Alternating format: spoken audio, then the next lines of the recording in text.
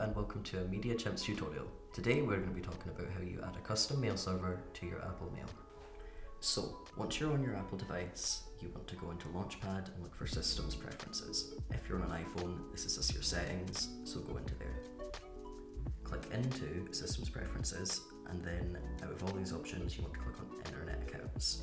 On an iPhone this is just called Email Accounts. You have lots of different accounts that you can add, but you want to click into Other Account and then Mail Account. Here you can name the mailbox, that's what will show up as in your mailbox.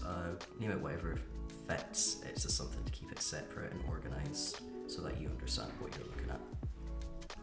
Then you want to put in the email address with the custom domain name, and once you've put that in, you'll just simply put your password in.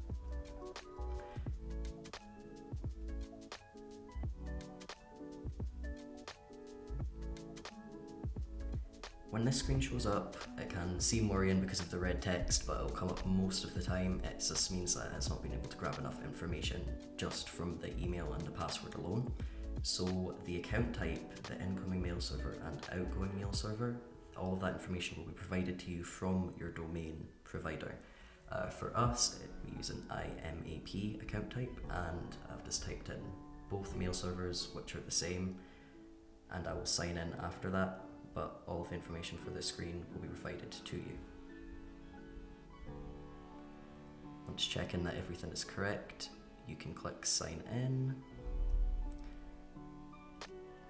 and then it will give you an option to choose what you want to add.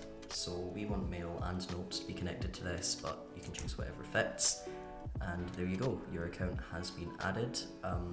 As you can see, it's kept separately, you can add or delete it, and it's no problem at all. Now if we go into mail to check that it's all there, as you can see in all inboxes you have email from both accounts, but then you also have your iCloud email and then the added email mailbox separate, so you can view them separately and do with them whatever you need.